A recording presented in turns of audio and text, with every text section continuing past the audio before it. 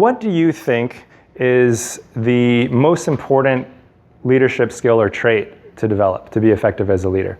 I just want to get a couple ideas out from you.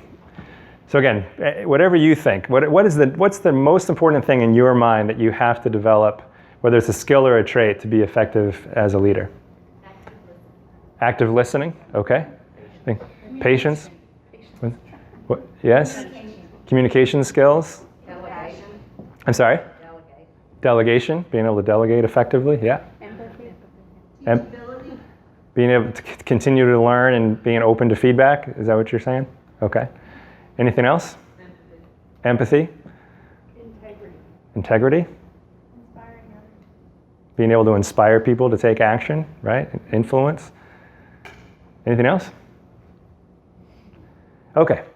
Well, what would you think if I were to tell you that there was one particular skill that you could develop that would have a positive impact on everything that you just listed? All of whatever we just heard, this one particular skill has a positive impact on each of those things. In fact, this one particular skill has a positive impact on probably 90% or more of your effectiveness, both personally and professionally, and especially as leaders. Would you agree with me that it would be a pretty good use of our time to develop that skill? Yep. Okay, now, what if I were to tell you that in order to develop that skill, you don't even have to add anything to your schedule? Now it almost sounds like too good to be true, right? This is something you can just integrate seamlessly into your daily life. Well, there is such a skill. This is the skill of self-awareness. So self-awareness, I think if you reflect on it for a moment, not to say that there's anything wrong with the answers that you just gave, self-awareness is the most critical skill for leaders to develop because it's what we call a meta skill. It affects all the things that you just talked about. It's the core for effective decision making. It's the core of emotional intelligence. It's the core for effective team building, and so on and so forth. And I've never met a leader that disagrees with this. Every time I have a discussion with leaders and we eventually get to this point that yes, self-awareness is the most critical skill, most important skill that we can develop, not just as leaders, for anyone. I mean, if you look at the research on what self-awareness is tied to, it's tied to effective parenting, it's tied to effective marriages, it's tied to just about everything that you can think of. Now this brings me to an interesting point, which is how many people do you know that on a daily basis intentionally train in a systematic way to improve their self-awareness?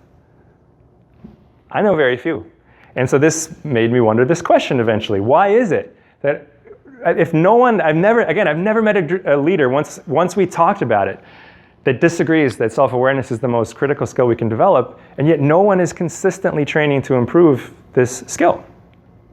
Well, I think there are a few reasons for this. One is that people might not know that there are proven very, very effective ways for systematically improving self-awareness. That's a good explanation. The other that I found is that, as I'm sure you all know, it's very difficult to break old habits and create new ones, right? So I think that's another reason. And then perhaps the most insidious reason is that most people think they've got self-awareness licked. Most people think they're already self-aware. In fact, there's some pretty good research on this. So one of the leading researchers in this field is a psychologist named Dr. Tasha Eurich. And she's assessed hundreds and hundreds, probably over 1,000 at this point, maybe several thousand. I haven't checked in a while. She's assessed so many people on both their self-reported self-awareness and then how they actually assess with a certified assessment for self-awareness. Now, out of every 100 people that she has assessed, what would you guess? How many of those people out of 100 self-report as being either somewhat or very self-aware? What do you think? All of them? I heard 80, 50%. Any other guesses? 75? The number is 95% of people think that they are either moderately or highly self-aware. Now, when they were then assessed with a valid assessment tool, including peer feedback on how self-aware they are, what do you think the number actually is? 5? 25? Any other guesses? 10 to 15. So roughly 85% of us are going around deluding ourselves most of the time, thinking that I know myself very well, I know my thought patterns, I know my motivations, and we simply don't. And even those of us, I'm going to assume that everyone in this room is one of the 10 or 15%, but I'm sure we would all agree that we can still develop in this area, right? This is a lifelong pursuit to continually grow in the area of being self-aware. So what I'd like to do with the time that we have here this afternoon is to share with you a very simple and proven way to systematically train to improve your self-awareness. And one that is very, very easy to integrate into your daily life. Again, you don't have to add anything to your schedule, so we kind of get around the tough to create a new habit problem. The moment that we wake up to mindfulness, we have an objective third-person awareness of ourselves. So it is, by definition, mindfulness training is self-awareness training.